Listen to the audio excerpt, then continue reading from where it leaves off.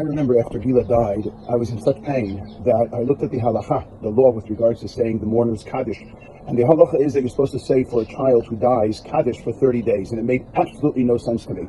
I know that there are rabbis who try to explain why we say kaddish for a parent for a year as opposed to a child for 30 days, but it did not resonate with me at all. And I decided to myself, I am going to say kaddish for an entire year. In fact, there was even a point when I entertained saying kaddish, and I said to myself, I am going to say kaddish for the rest of my life, loss of my child.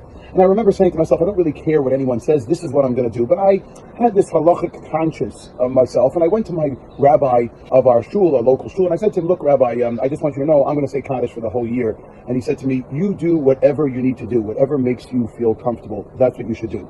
Now, there are rabbis who would not say that, and there are rabbis who would not remove themselves from the confines of halachic comfort and that zone. But this rabbi was wise enough to do that and to say, I must come to this person's emotions and understand where they are, as opposed to my understanding of my perception of halacha.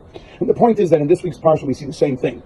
Nachshon ben Aminadav, the Medrash tells us, is the first one to jump into the Reed Sea. Now, people who were standing there and seeing him jump in, we all commend him now, and we speak about what a bold person he was to do that, and he was. But the people who were standing there and watched him do that, they might have felt, well, this guy is actually trying to kill himself by suicide. He's throwing himself into the sea. They didn't know that his plan was to demonstrate to the Jewish people, this is leadership. I will take the first plunge, and then everyone will follow after me when they see my success. Even if he himself, Nachshon, was not convinced that he would be successful, was not convinced that he would necessarily live. That is the mark of fantastic leadership. Removing yourself from your comfort zone and saying, I need to be an example for my people. When the Haredim, the ultra-Orthodox community, do not draft into the Israeli army, it is not the fault of the Haredim. It is the fault of their leadership. Because we all know that they sheepishly follow, even blindly, everything that their leaders have to say, which, by the way, is also wrong because they do not have the potential to think. They have the potential, but they don't think for themselves. And so the leadership of the Haredi world need to stand up and to say, hey, we're getting out of our comfort zone. We know that we might be committing political suicide, but I want everyone to know that not everyone belongs in yeshiva all the time. Many of you need to get up, and be'et sarah, at a time when the Jewish people are in trouble, you need to draft into the army. But that takes a Nachshon ben Aminadav, someone brave enough to remove themselves from those confines and that comfort zone to demonstrate true leadership.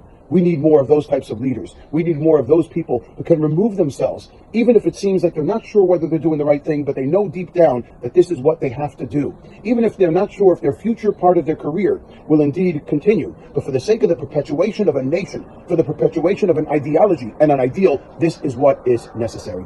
Shabbat Shalom.